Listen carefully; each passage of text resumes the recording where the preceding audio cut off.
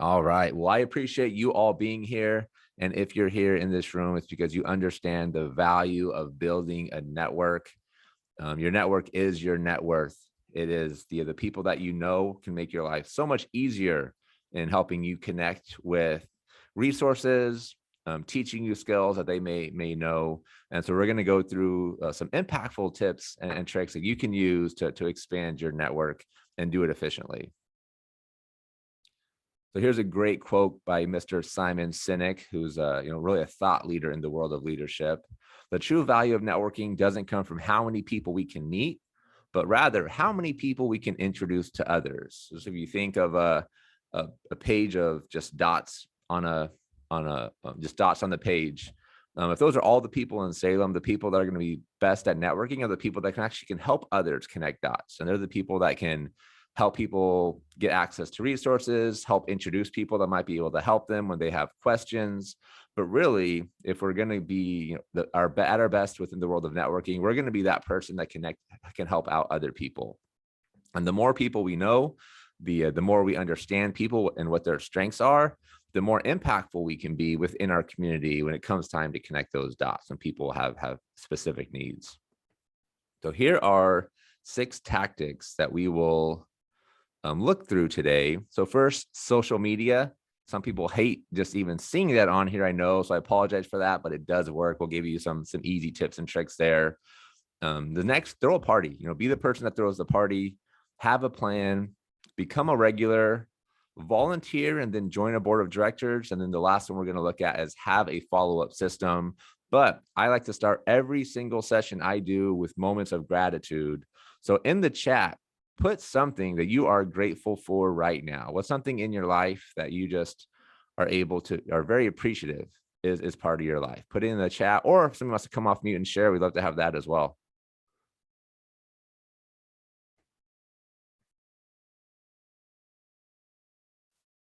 What's something you are grateful for?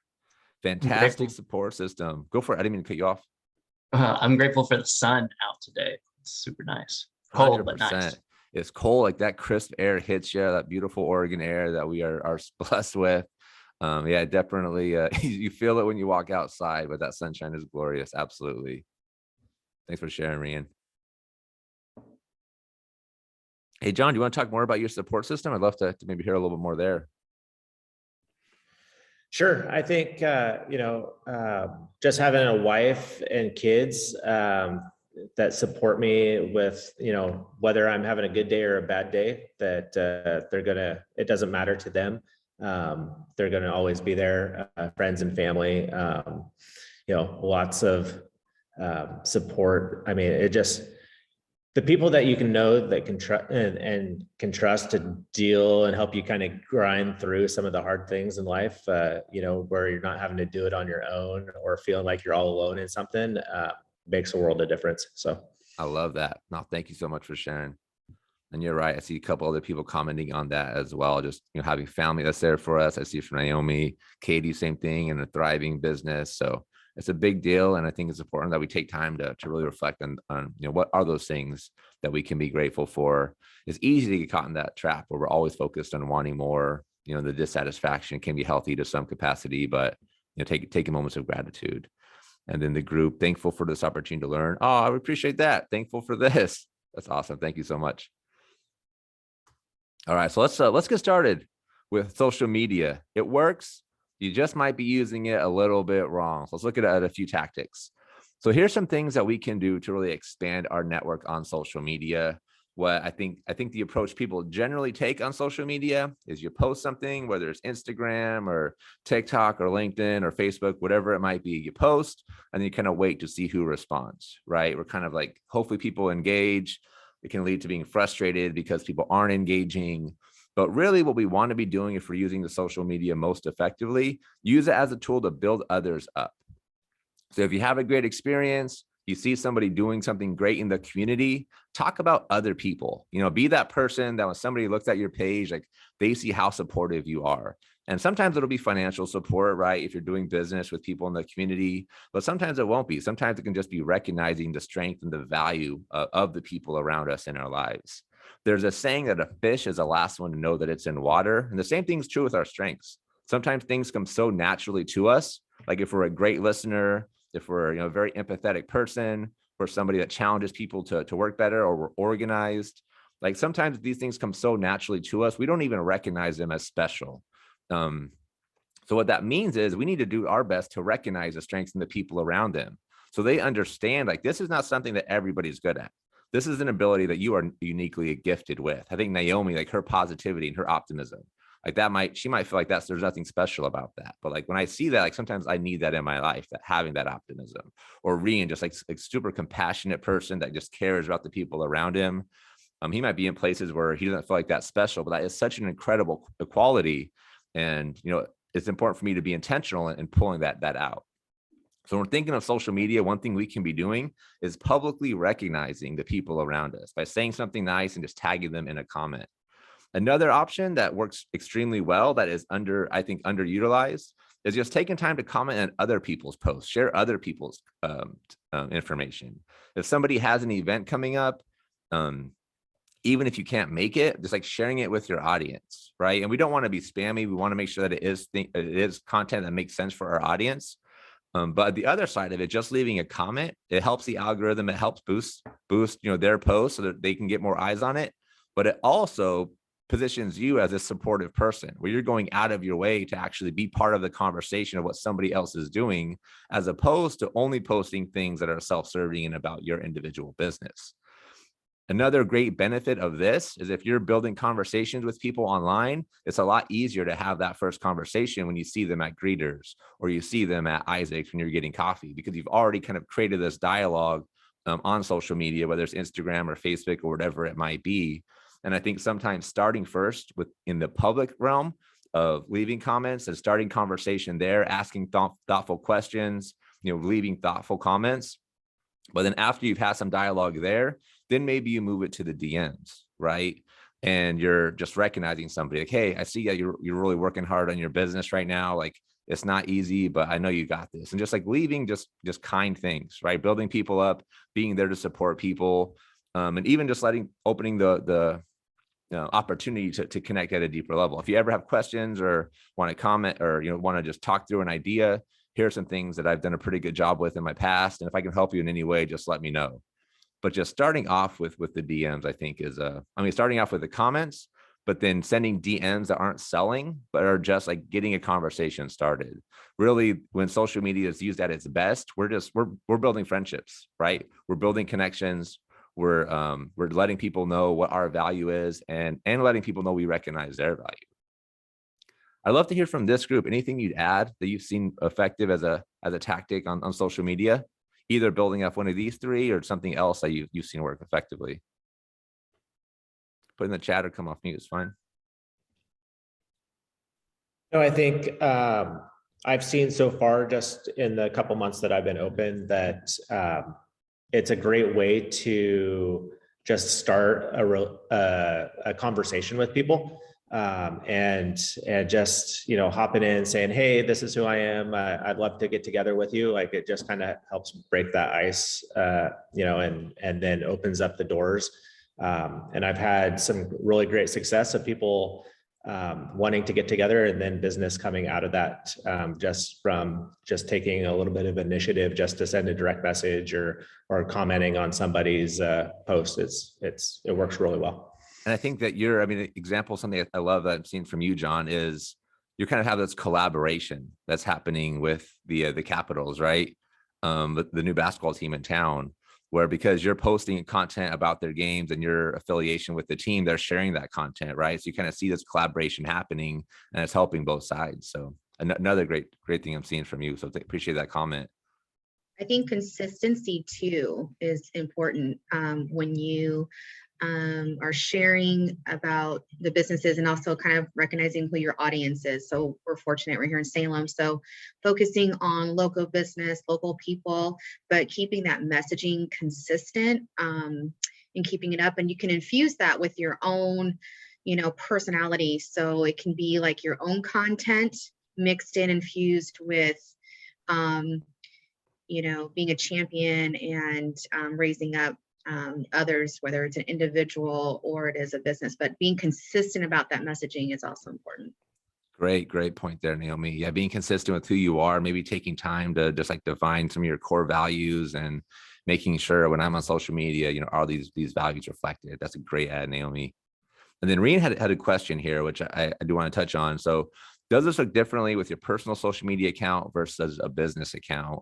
And I think the trends that we're seeing right now on social media are a lot less focused on the business account, but you as a person actually representing the business. So if I own a carpet cleaner in town, I can maybe start a carpet cleaner TikTok or Instagram, whatever. That's going to be a lot harder for people to connect with that, as opposed to me being the business owner and being able to talk about my business and having my face instead of a logo as a profile picture. That's something is going to be a lot easier, and people are going to be, it's more inviting to see that profile picture of a face as opposed to a logo. Because I think when you see the logo, you automatically assume that this is a sales page. It's just going to be advertisements for this business, and people could potentially being turned off, as opposed to it being a page where people are sharing about their life, and you can kind of decide, how much do I want to share? It's a personal choice. It's entirely up to you, but sharing about their life, sharing lessons that they're learning along the way. But in addition, maybe tying in customer testimonials and here's an event that we're throwing coming up. Gary Vee, if any of you are familiar with him, he's somebody that talks about social media a lot. And he has this idea of jab, jab, right hook.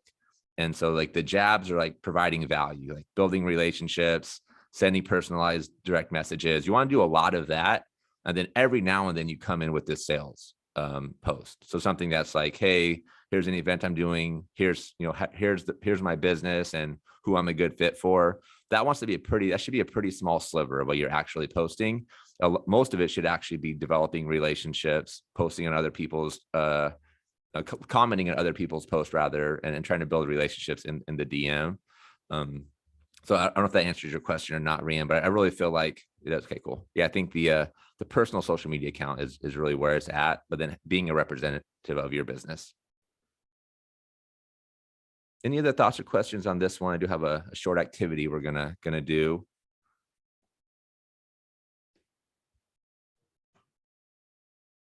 Have the 10-second silent count in my head before I move forward, just in case somebody's waiting for space to come in. So let's do this. Let's all take a moment and leave one thoughtful comment on a social media post you choose. So you can pick whatever platform you want. Maybe it's somebody that you've been kind of wanting to make a connection with. We'll give you guys about 3 minutes. So just, but make it one comment, but make it a thoughtful comment. And then if you want to copy and paste it into the chat, if you're using your computer, or just kind of summarize the comment that you left, I'd love to kind of see what you're doing. It can be a way for us to kind of brainstorm together as well. And also, if you have questions on the type of comment to leave, feel free to come off mute. We kind of talk through it.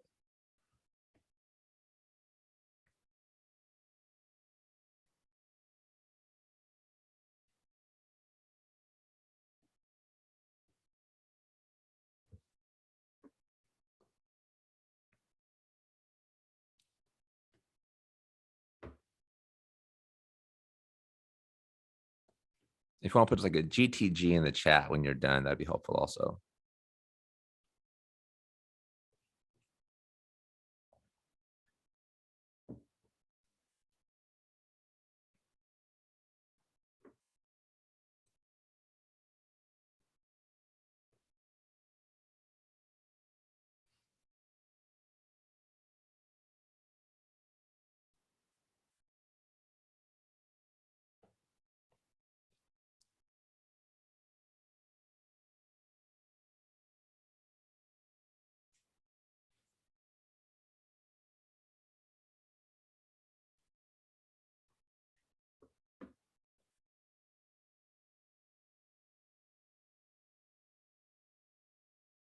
Thank you, John. John, do you mind sharing what the post was and what the comment was? So I like to try to follow a lot of the people that come in and support me also. Awesome. And so like when my clients are having posting something on their accounts of them like succeeding and getting back to doing something they love, I like to jump in there and be like, hey, awesome job, love to see it, like keep up the great work, those types of things, because it's like helps validate also. It's kind of a way to kind of like reinforce what we're doing together also. And again, that collaborative effort, partner kind of positioning that I like to do. So yeah, I think those are my favorite comments when I see like people succeeding and doing stuff that they couldn't do before they came to see me. Awesome. If I can jump in and comment, and again, it just also like make sure that like they know that I'm always there as a supportive like person, so that if they have something coming up again, that they need my services again down the road, that I'm right there for them. So awesome. Thank you, John. I think that something you're touching on too is when we think of networking a lot, we generally think of new people, but there's so much value in thinking about, okay, how do I just stay in touch with the people that are already in my life, and how do I deepen that relationship and just keep a consistent presence in what they're doing? So awesome, John. Anybody else care to share? Maybe we have time probably for one more. So one of the things, of course, you guys know that I love the businesses, and of course our businesses locally need a lot of love right now. So of course, a lot of us, we love Isaac's, but one of the favorite things that those kind of atmospheres create, especially Isaac's. So I just let them know, thank you for always being a warm, welcoming space for people to come and create meaningful connections and relationships. Coffee, laughter, and smiles always found at Isaac's downtown. I love that. Awesome. Thank you, Naomi. All right, let's keep it moving. So the next tactic we can look at, be the one who throws the parties. So maybe have a time for one person to share. Maybe you can put it in the comments, but what was a fun but simple get together you attended in the last year? So something that probably didn't take a lot of effort, but you went to it and you're like, man, this was a lot of fun. I was able to meet some new people, and I just enjoyed myself. I'm glad I was invited. Emerging Leaders Summit. That's the right answer. That's what I was looking for. But I appreciate that. But I'm curious to hear from you, Rian. What were some things that you felt helped that event stand out?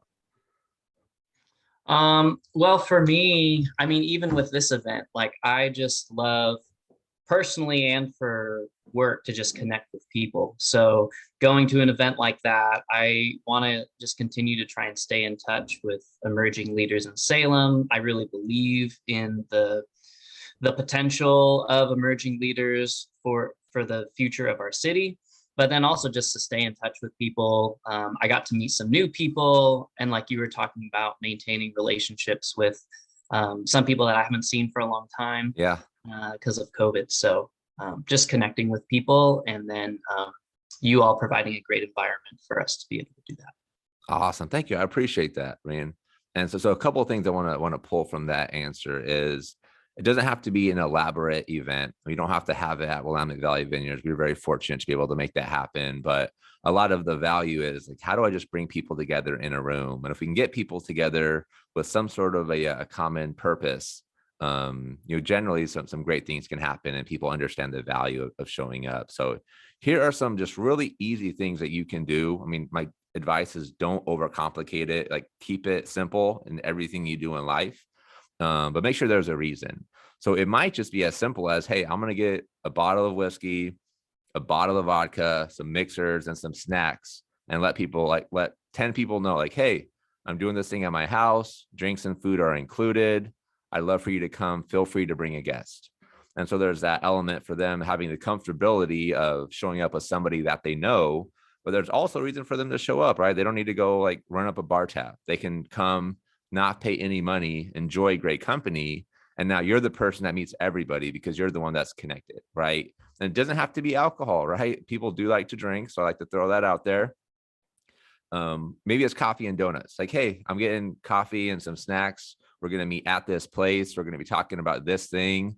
I know something you're passionate about. We'd love for you to be able to share some of your insights with the group. If you want to, bring a friend, right? Like simple things like that. We have a great thing in the chat here. I'll read it from Katie. Thanks for putting this, Katie. We've done favorite things. Each person brought 3 of one thing they love under $10. And then you leave with 3 new things others recommended. How cool is that? That's such a simple idea. You probably could even do that virtually, potentially. So sometimes there might be a virtual component of it as well where there's another option, but just keep it simple. Give people a reason to get together, but be the one that's kind of the common thread between everybody. Another option My family and I used to get season tickets to the Blazers. So we'd go as family, but then also sometimes I would bring 3 unconnected people. So 3 people I knew that were friends to me. I'd offer to drive. The tickets were free, so they could just enjoy the game at no cost. And it doesn't have to be a Blazer game. It could be something less expensive, like the Capitals, right? Hey, I got some extra tickets to the Capitals. I got some vouchers for food as well, so food's included. I'm bringing these 2 other people. I know you don't know them yet, but I think you 2 would have a ton in common. I'd love for you to come and meet. Like simple things like that, I think go a long ways. But just finding simple things that you can run, and maybe throw an event and you're hoping to get 20 people there. But if 5 people show up, like that's 5 new faces. Make sure they have an incredible time. Make sure they have they enjoy the experience. Because what you want is for those 5 people to tell their friends and come back. Like I think of this webinar, right? There's 6 people here. Of course, I was hoping for more, but I want to make sure that this is recorded so other people can see what we did. Hopefully everybody that's on this call has a great experience. And so they can encourage people the next time there's a webinar, like they put a lot of thought into this, like you should check it out. Or like there's a recording. I went to this. I was part of it. Even though you missed it, here's a recording you can watch. So there's this element of people wanting to talk about it. But the thing I would recommend the most is just keep it simple. Find a reason for people to be there, and just be grateful for whoever shows up. Like make sure that they're treated like family while you're the host. And I'll pause again in case anybody has questions or anything that they want to add to this topic. I know almost everybody in this room has kind of done something similar to this in the past. Something we talk about at Salem Leadership Foundation is sitting, setting, and serving the table. Love that. So sitting at the table is just being at, like, I come here, I'm sitting at this table. Setting the table is like being the host. So you're hosting, and then serving the table is you're trying to be out of the way so that everyone can serve that experience. And I feel like each of those kind of plays a role in this throwing the party or be a party goer. Yeah, absolutely. And I think sometimes, and you probably have done this yourself in the past, like you don't really know what role you're going to be filling until the event starts. And you kind of are watching, seeing who's talking.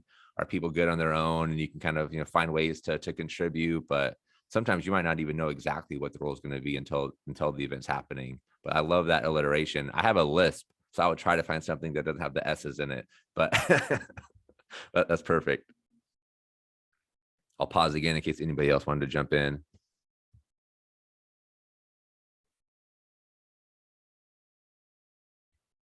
All right, let's keep it moving. How's the pace? If you could put in the chat, good, fast, slow, that'd be helpful as well, just to make sure I'm not pushing too fast, or if I'm going too slow, I can kind of, be good. Okay.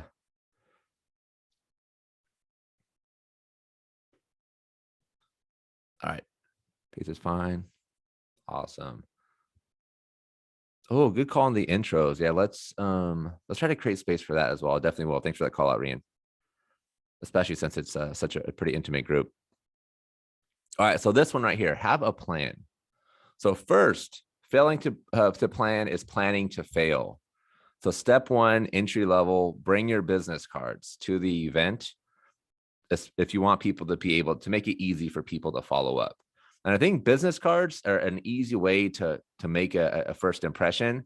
And with technology, you can get pretty creative, and I think have some easy wins to stand out. Something I'm working on right now, and I'm curious if anybody else in this room has done this, but actually having a QR code on the back of a card that somebody can scan, and it'll take them to my homepage, so that they have access to all my links on social media. They can see, where to listen to the podcast, check out my YouTube channel, and then hopefully even just download my contact and save it to their phone straight from there. So I think there's some easy ways you can get pretty creative with your cards and thinking of how do I add a digital element. QR codes kind of had a moment in 2014, but they really are coming back right now. Naomi Zaxstone's already doing this. Awesome. So I love seeing people in Salem are already kind of thinking next level like that. But easy wins, right? QR codes, and maybe your card is only a QR code. I think is something I want to kind of trade with.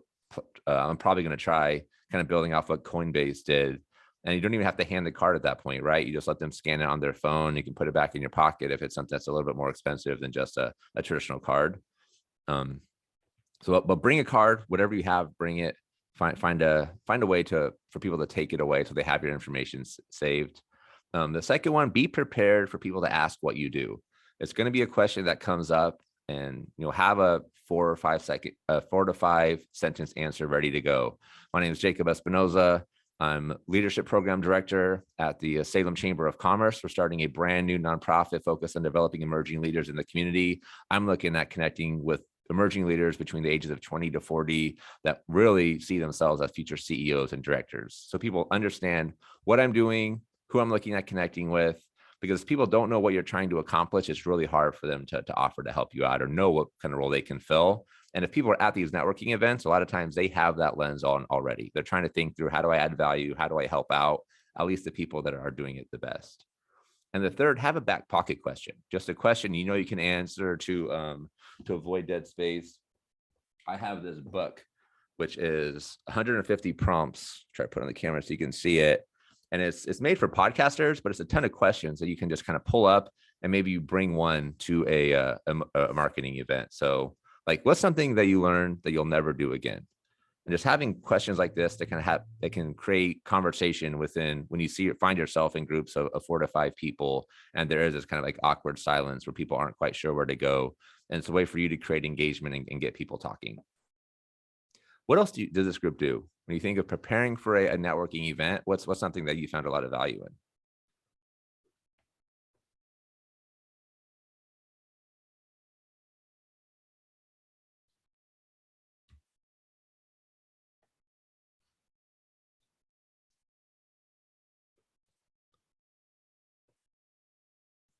I think prior to going to any networking, maybe understanding where you're going, who's going to be in the audience.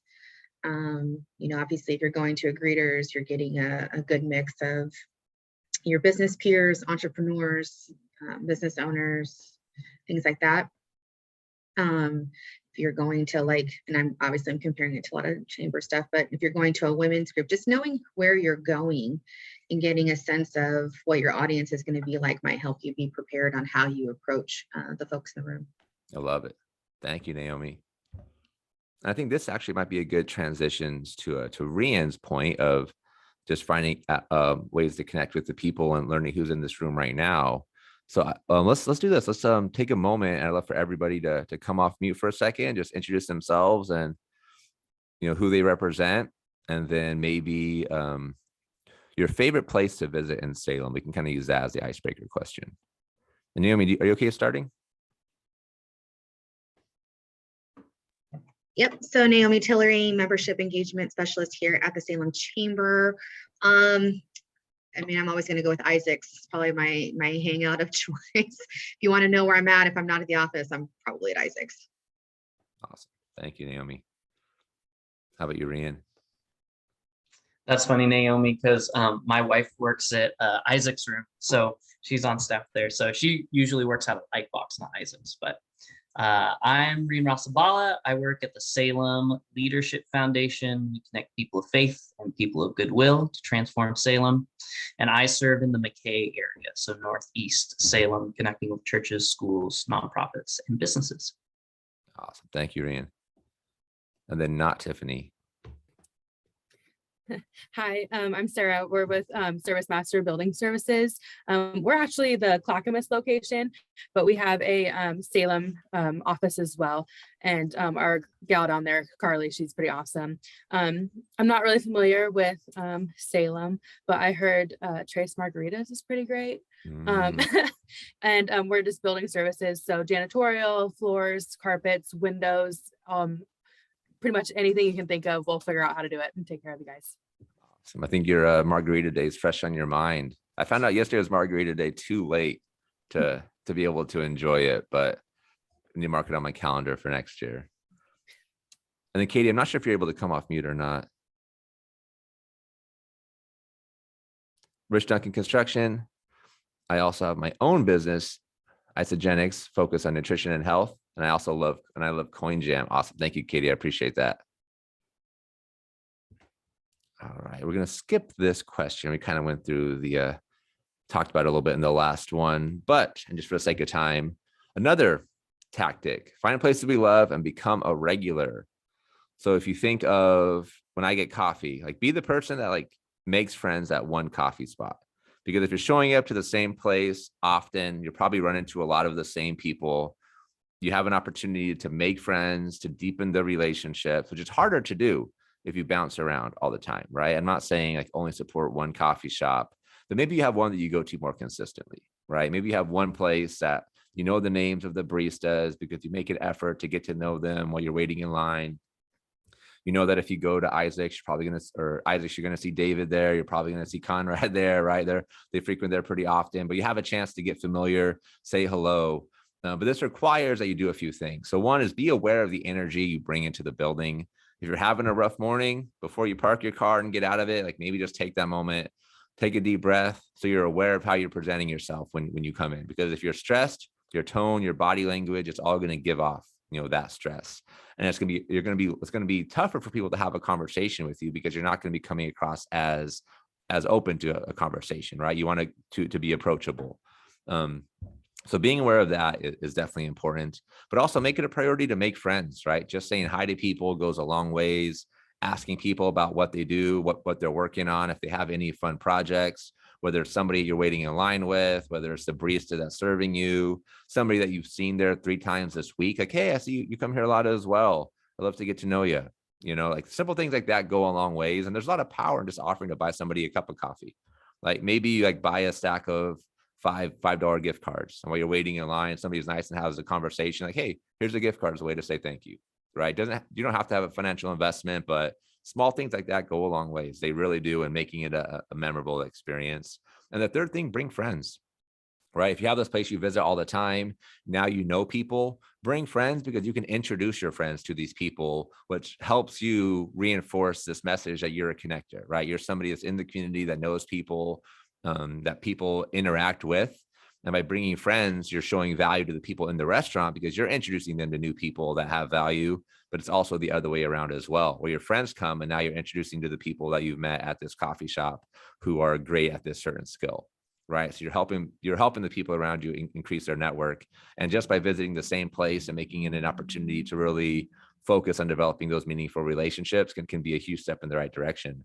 And then Naomi put in the chat, one thing I've done is created a morning playlist with upbeat songs that instills happiness.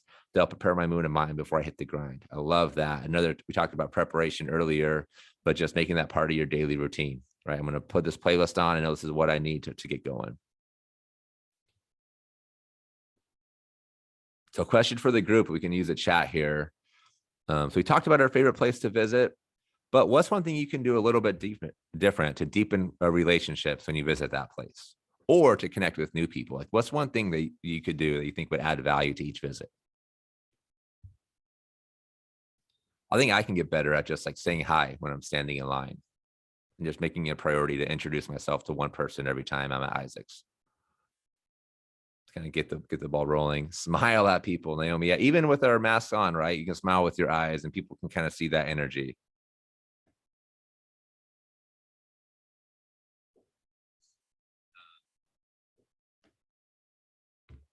If you prefer to come off mute instead of typing in the chat, that works also.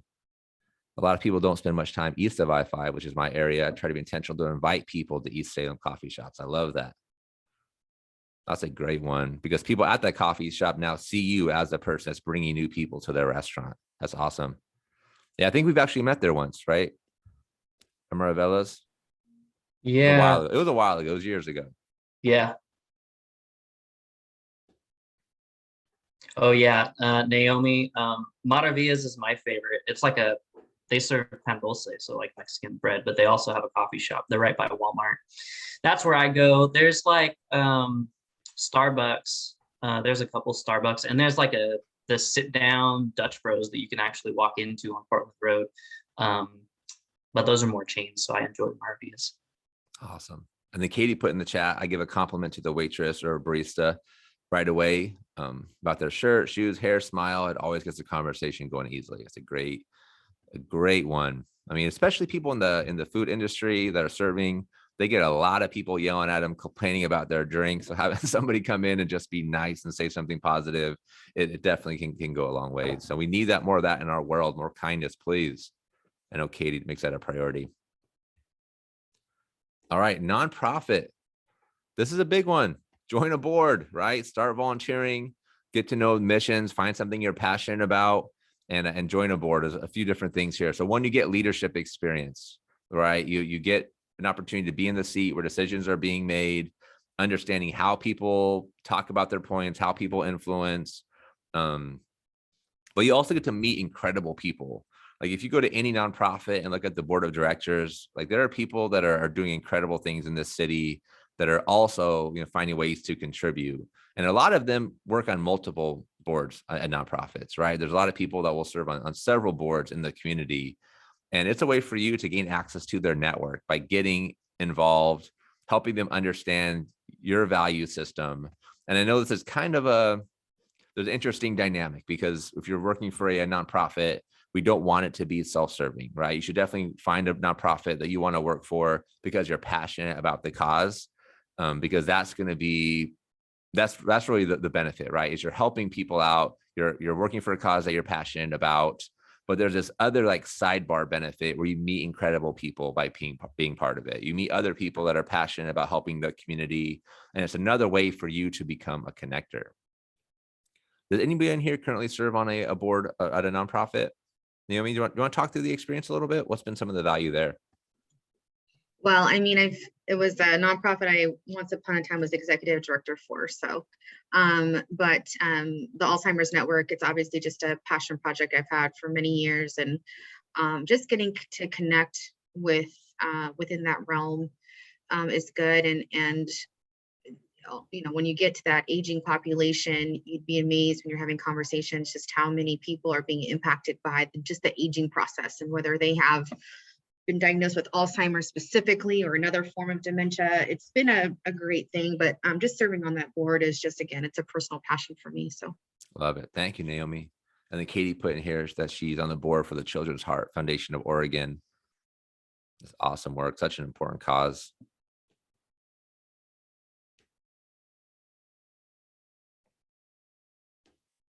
Okay, let's move on. So do what you say you will. Have a follow-up system. It's going to be different for everybody. But what is important about this this follow-up system is going to keep the conversation moving. The most important piece is you find a system that works. For me, is taking a picture. So I'm going to take a picture of somebody's card. If I didn't get their card, I'll look them up on LinkedIn or Facebook. I'll take a screenshot, because that way I have this memory when I'm going through my photos of, okay, yeah, I talked to that person. I was going to follow up with them, and that's my cue to, all right, let me send a message. Let me make a phone call. Let me send an email, whatever it might be. Don't be afraid to pick up the phone and just give somebody a call. It can be a lot easier than sometimes sending emails and waiting for an email response. I'd say don't leave a voicemail. If you're going to call people, like, people just don't generally listen to their voicemails. Like, if they don't answer, like, maybe send a text message as opposed to leaving that voicemail. Some people actually get annoyed by voicemails. I'm not sure if that's a minority or not, but that's my personal recommendation. Like, if they don't answer, send them a text message, but don't be afraid to pick up a phone and just have a conversation. I think it's an easy way to send out, because we are so used to just having it be in a text, being a DM or an email as a follow-up, or just not having a follow-up at all. To be honest, is generally probably what happens. And Naomi put in the chat, I tell friends, family, if I don't answer, text me. I'm so bad at listening to voicemails. Yeah, absolutely. I had a friend that's like, Jake, if you ever leave me a voicemail again, I'm going to block you. I was like, geez, sorry, man. Sorry. But another one, find ways to contribute to the success of others. If you meet somebody at a meeting, you see that they post something where you might be able to contribute in some ways, like, be proactive in seeking that out and offering advice, or not advice, but maybe even just starting asking, hey, is there something I can help you with in this area? Be comfortable with them saying, no, I got it. Like, that's fine. But just take the initiative of just asking, hey, I see you're going through this problem. I might be able to help. Are you looking for help right now? And asking, make sure they give you permission before you're just offering unsolicited advice, which can kind of come across a little bit negative, I think. What follow-up system works for you? What's your current process? You're at a meeting, you get a few cards, you meet some people. What's the next step look like for you right now? Feel free to use the chat or come off mute. I think the business cards are really helpful for me, as opposed to something digital, because then I have something physical on my desk that's like taking up space as like a reminder, like, oh yeah, I need to follow up. And then also for me, like, setting aside time, especially if I have a lot of meetings, having like that margin to be able to like follow up right away before I start to forget, because it's fresh in my mind. And so just trying to do that, making sure I have time in the day to do my follow-ups. Awesome. Just blocking out that time in your calendar. Man, that's great advice. How much time do you usually block out? It depends. And it also depends on the meeting. Like some meetings, they might have like 30 minutes of follow-up because I got to do this and that. Yeah, and yeah. that. So just, I don't know, it depends on the meeting. But I usually try and leave kind of like a 30-minute gap in between things, because there might be an extended conversation that's going really well. And yeah, on my calendar, I try and leave like 30-minute blocks between things. Drive Awesome. time too. Yep, that's great, Rian. Thank you. I'm kind of a mix of Rian where I'm a note taker, and I'm also like Rian with the cards. So usually in a meeting, I'm taking notes, and then they're quickly added to my task list, basically, and it tells me who I'm following up, I'm emailing them, and why am I emailing them? I'm connecting them, I'm providing them information or whatever it is. But yeah, I'm like Rian, there are business cards on my desk, and so that plus knowing it's on the task list it's a good thing. But yeah, typically and it's every day for me, obviously set aside my mornings to be those email follow-ups. Awesome. I'm glad that we're using tools. I think the worst plan is I'll remember, because no, you won't. You're not going to remember. Our brain doesn't work that way. You're going to get distracted. Something's going to come up and it's going to slip out of your mind. Katie has a great best practice here. I use the reminder app. Every follow-up goes in there. I need the buzz on my watch to remember, and I block out specific times each day for the follow-up. So awesome call out there, Katie. It's a great system, because just doing what you say you will is just one of the key fundamentals of developing trust. And it's such an easy way to stand out, set yourself apart from everybody else, and being somebody that people want to work with, that people want to do business with, that people want to develop relationships, that people want to help, is being somebody they know they can count on to just do what they say they will. Like, nobody's expected to be perfect. We all have things we're good at. We all have things that we wish we were better at. But just saying things and being able to stick with those commitments is just, and being an influential person in the community is just 101. Harder at times, right? Because life comes up, things happen, nobody's perfect, but just making it a priority, making sure people know you value your commitments. All right, and that takes us to the top of the hour here. We worked through 6 key fundamentals, and this is where we can kind of open it up to any questions, or if people want to come off mute or share best practices in the chat, we have space for that as well.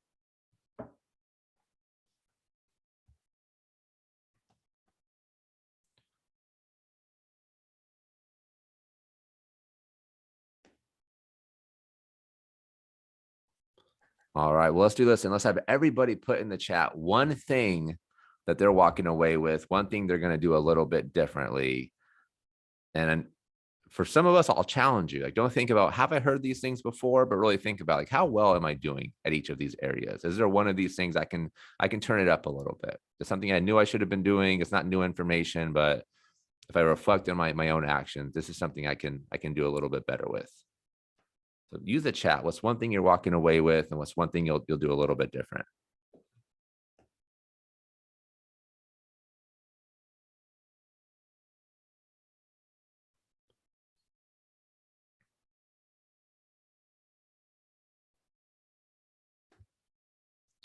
Re-input. I want to go through and purge my social media account so I can see more important notifications or people I really want to connect with. I love that. And sometimes you can even turn the notifications on for the people that you're like, these are people I want to keep on my radar, where it'll pop up. I know Twitter has a good feature. I'm not as certain on others. And some of them have lists as well you can use. So you can kind of put these people that, like, these are 10 people that I really want to connect with this month. And you see their notifications come on. Naomi put learning from others to create new ways to connect that is different than what I have done, and making sure that is always intentional. That's awesome.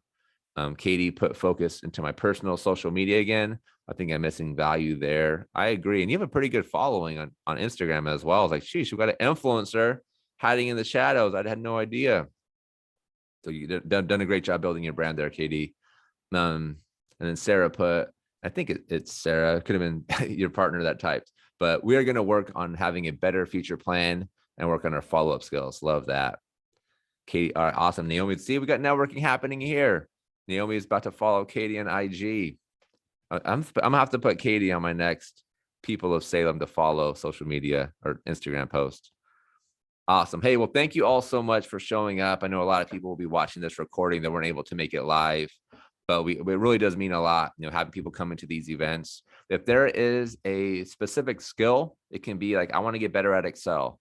I want to get better at using Google Drive. Like, it can be hard skills like that, or it could be soft skills. Like, I want to understand how to give feedback better. Whatever it is, send me an email with what that is, because we want to make sure we're creating workshops that are specific to the needs of the emerging leaders in these programs.